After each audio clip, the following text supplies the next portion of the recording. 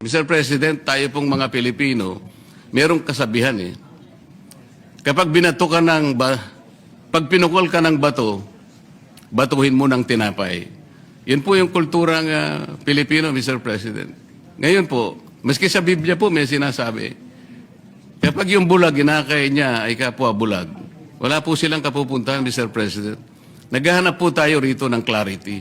Ano po ang nangyari? Sa paghanap ko ng clarity, sa paghanap ko ng sagot para suportahan natin ang West Philippine Sea, ang inaani ko pa po ay parang ako po'y maka-China. Hindi po.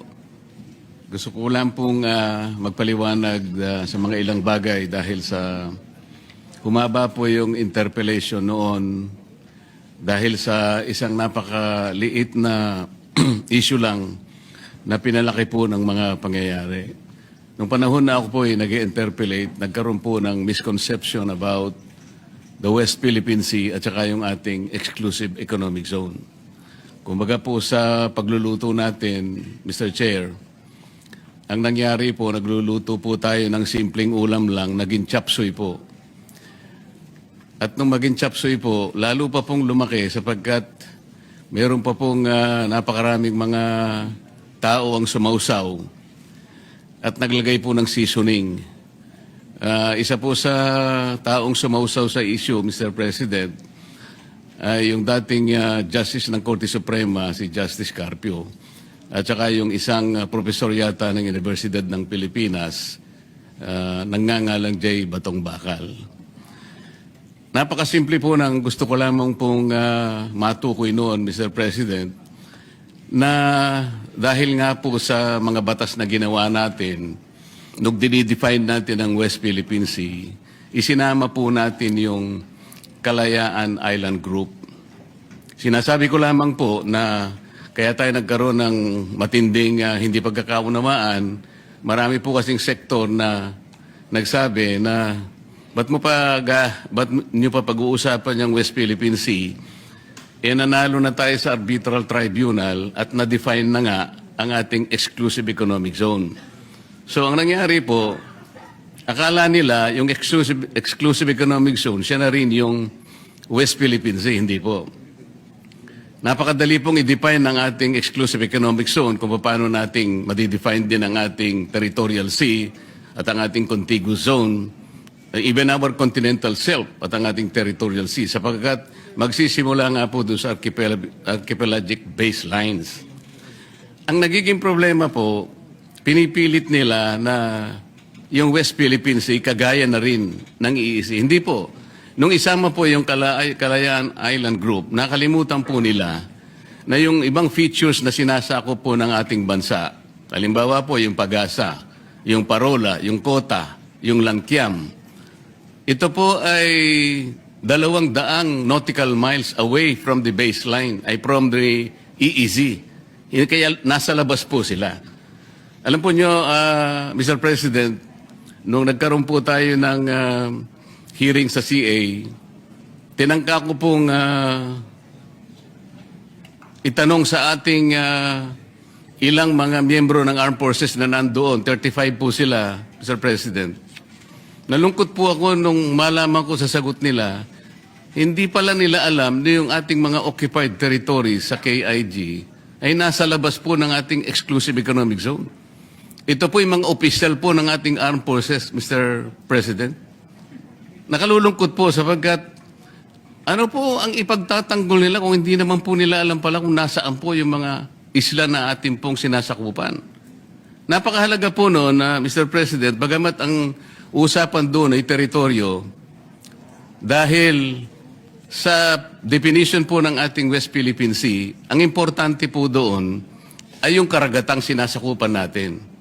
Kung isasama po natin ang West Philippine Sea, Mr. President, ang gusto ng Pilipinas kasi, ituring po yung mga features sa Spratlys na isang grupo lamang ng mga isla.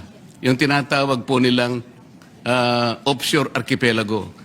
Ang sabi po ng arbitral tribunal, Mr. President, hindi po ninyo magagawa yan, sabi niya, sa Pilipinas.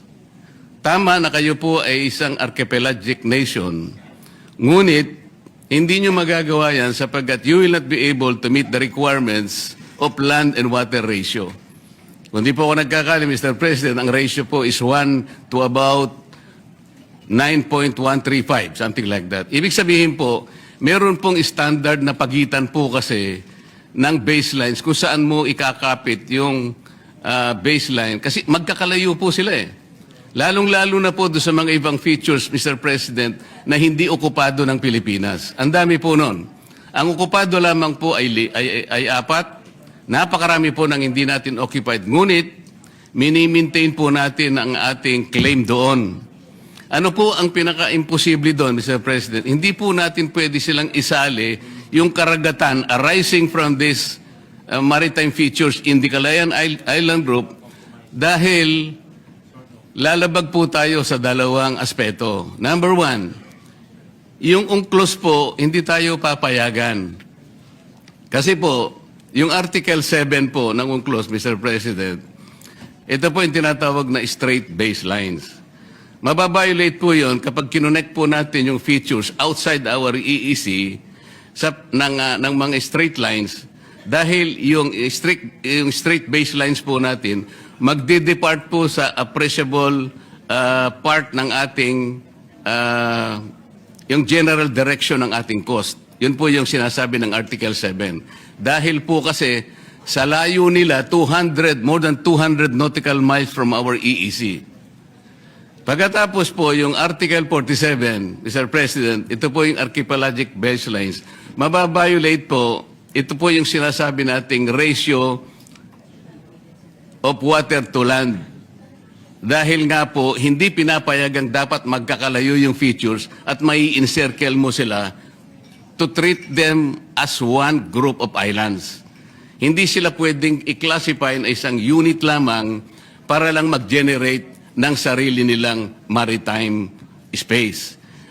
Ngayon, ito po yung nangyari. Dahil imposible po, dahil nga sa Article 89 naman po, ng UNCLOS din, Mr. President, hindi po natin pwedeng i-appropriate ang high seas. Nakalagay po talaga. Yung mga features po na malalayo sa ating exclusive economic zone, Mr. President, ang layo na po nasa high seas na. Sa layo nila sa bawat isa, they are also separated by high seas. Kapag kinonect po natin mula dun sa ating exclusive economic zone, ma-appropriate po natin ang high seas, mababiolate po natin ang 3 artikulo ng UNCLOS. Pati po yung tribunal ay inconsistent na rin po yung tayo natin.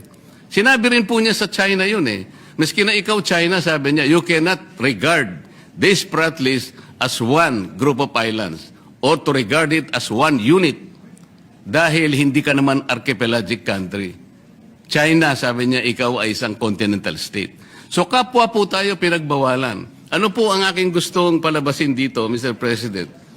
Hindi po natin pwedeng saklawin yung KIG. Pero liliwanagin ko po, yung KIG, atin po yun eh. Ang pinag-uusapan natin, land features, teritoryo po yun, Mr. President. Ibang bagay yun. Hindi ko po sinasabang hindi atin yun. Ngunit dahil ang pinag-uusapan natin, West Philippine Sea, yung katubigan natin, imposible pong i-connect natin yung ating exclusive economic zone at ituloy po natin doon sa territorial sea na generate po ng napakaraming features. Magkakamali po tayo, yun ang pinagbabawalan tayo. Ngayon, bakit po nung nag-hearing tayo sa CA, paano ko po nasabi na imposible yun kako doon sa representative po ng Armed Forces, mahihirapan po kayo, imposible, dahil malalabag po natin ang napakaraming artikulo ng UNCLOS. Hindi po natin mai-enclose, hindi po natin makokonek yung territorial seas nung napakaraming features na yon na ating ino-occupy. Magkakamali po tayo at baka sakali, kung gusto nyong gawin, we cannot do that unless, sabi ko, we give up our itong KIG. Hindi ko po sinasabi na i-give up natin. I am only trying to reinforce the argument na hindi at imposible nating gawin. Sapagkat atin yung teritoryo, pero sa tubig, hindi po natin pwedeng itagos yung mga baselines dahil magkakasala tayo at lalabag po tayo sa UNCLOS mismo. Ang dami po ngayong mga gumagawa ng kung ano-anong salita. Sumama na nga po yung napakaraming tao na sinasabi ko raw, i-give up natin ang KIG. Mr. President, kahit kailan hindi ko sinabi yun. Teritoryo po yun, land features po yun, hindi sakop po ng arbitral tribunal. Ang sinasakop lang po ng tribunal, yung tubig po, kaya lang magkaintindihan tayo. Hindi ko sinasabing hindi atin yon. Teritoryo na natin yon dahil occupied na po natin yon. Ngunit ang pinag-uusapan lang po, yung tubig nila, hindi natin pwedeng i-connect doon sa ating exclusive economic zone. Kasalanan po yun. Mali po yun. Kaya yung nagsasabi po na, ayun po, dahil ina-advocate ko rin po na i-give up natin. Saan naman po kayo nakakita ng ganun, Mr. President? Ang dami pang AIs ngayon. Nabanggit na rin po kanina. Senador po kami daw. Kami po ay mga traidor. Paano po bang magiging traidor ang isang tao? Nililinaw lang po ang basihan na sinasabi natin kung gusto nating magkaroon ng West Philippine Sea o di makiusap tayo. Siguro pag-usapan natin sa pamamagitan ng United Nations na pwede po ba namin gamitin yung ilang mapa na idodrawing namin at kung inaakala po ninyong mahaba po yung pagitan, nakakita po kami ng maliliit na isla na pwede namin pagpatungan at yung pong land-to-water ratio, maaari po namin magawa ng paraan. Ganun po siguro, pero hindi yung automatic po, tatagos tayo sa mga ganong klaseng batuhan, pipilit po natin. Hanggang sa ngayon po, Mr. President, kaya hindi ma-define ng West Philippine Sea. At sabi ko nga po, hanggang ngayon ay walang ginagawang mapa, kahit nasabihin pa nilang merong mapa, hindi po totoo yun. Mr. President, kahit ngayon pwede po ninyong konsultahin yung tinatawag nilang DUALOS, Mr. President. Ito po yung Division for Ocean Affairs and the Law of the Sea na nasa opisina ng United Nations. Wala pong nasasubmit ang NAMRIA. 14 years ago, inorderan na po silang mag-submit. Bakit hindi po sila makapag-submit? Dahil sa hirap nga po nito. Hindi po pwedeng i-connect, Mr. President. Yun lamang po. Kaya, wag po nilang ipipilit na ako po ay traidor o kaya pro-China. Hindi po. Mr. President, naghahanap lang po tayo ng katarungan at katwiran dito. Kailangan maabisuhan po natin ang Coast Guard na kung ano man ang kanilang pinagsasabi rito, nagkakamali po kayo sapagkat wala pa pong West Philippines, wala pa po tayong mapa. Ang West Philippine Sea, nagkakaintindihan pa tayo, gusto nating gawin, gusto nating i-drawing, pero pagsikapan po natin kung paano natin talaga i-drawing sa harap ng napakaraming legal impediments na nakaharap sa atin. Yun po yung gusto kong linawin, Mr. President. Ngayon, kaugnay po doon sa pagbobotohan natin ngayon. Kagaya po na sinabi ni Senator Cayetano, Mr. President, talagang ako po nagtataka, ikukondem po natin ang public statements ng China na hindi ko po nakikita alin-alin po yung mga public statements para po tayong napunta sa eleksyon, mag-i-elect po tayo, pero wala pong kandidato, paano po tayong boboto? Yun po yung pinaka-problema natin. Yung pong Coast Guard, Mr. President, binasa ko po yung kanilang mga kapangyarihan, yung powers and functions of the Coast Guard. Hindi po nagkakamali, nasa 17 functions and powers. Ni isa doon, wala po akong makita, Mr. President, na pwedeng gawin ng isang spokesperson, nagagawa siya ng ganun, pupunta siya sa isang eskwela, magdi-discuss siya doon at sasabihin niya, bully ang presidente ng China at gagawa siya ng caricature. Wala po sa functions eh. Paano po ngayon natin bibigyan ng encouragement na pagbobotohan natin, ididepensa po natin yung paraan na ganun. Tayo po ay nagkakaisa na kailangan po natin ilaban ng sa atin. Nasabi na po yan kanina ni Senator Alan. Ngunit yung pamamaraan po ang problema eh. Ngayon, gusto kong bumoto sana kung halimbawa Manila ang pinag-uusapan natin. Ngunit kung boboto tayo nang dahil sa pinag-aawayan natin, nagmula po sa isang salita o pamamaraan ng isang spokesman ng Coast Guard at doon nga po ang pinagmulan ng maanghang na salita at ngayon nga po ay nakokompromiso na tayo at pagbobotohan natin, susuportahan natin yung ganung pamamaraan, baka lalo po tayong magkamali eh. Mr. President, tayo pong mga Pilipino, merong kasabihan eh. Kapag binato ka pag pinukol ka ng bato, batuhin mo ng tinapay. Yan po yung kulturang Pilipino, Mr. President. Ngayon po, maski sa Biblia po may sinasabi, kapag yung bulag, inakay niya ay kapwa bulag, wala po silang kapupuntahan, Mr. President. Naghahanap po tayo rito ng clarity. Ano po ang nangyari? Sa paghanap ko ng clarity, sa paghanap ko ng sagot, para suportahan natin ang West Philippine Sea, ang inaani ko pa po ay parang ako po'y maka-China. Hindi po. Hindi po. Sana po ipatawag natin ang NAMRIA.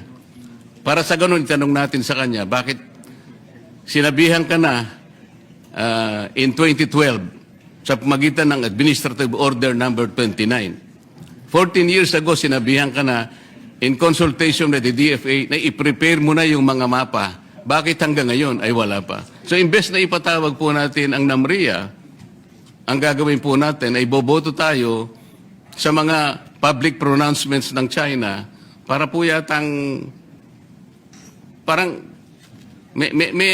parang may problema doon na Mr. President. Imbes na ipatawag natin yung mga taong dapat gumawa ng mapa sapagkat gusto ko rin pong malaman kung paano nila gagawin ang mapa. Sa akin po kasing palagay, imposible silang makagawa ng mapa dahil nga magbabiolate tayo sa napakarami po na artikulo ng UNCLOS at lalabagin po natin yung arbitral award na ating isang pinagbabasihan. So, Mr. President, magtatapos ako sa isang pananalita na lang, Mr. President. Sa aking palagay po, ang isang pagkakamali ay hindi po may tutuwid ng isang pagkakamali. Hindi po natin magagawa yung gusto nating gawin para kausapin natin ang China sa maliing pamamaraan. At kung pamali po ang paraan, wala po tayong magagawang mabuti, Mr. President. Maraming salamat po.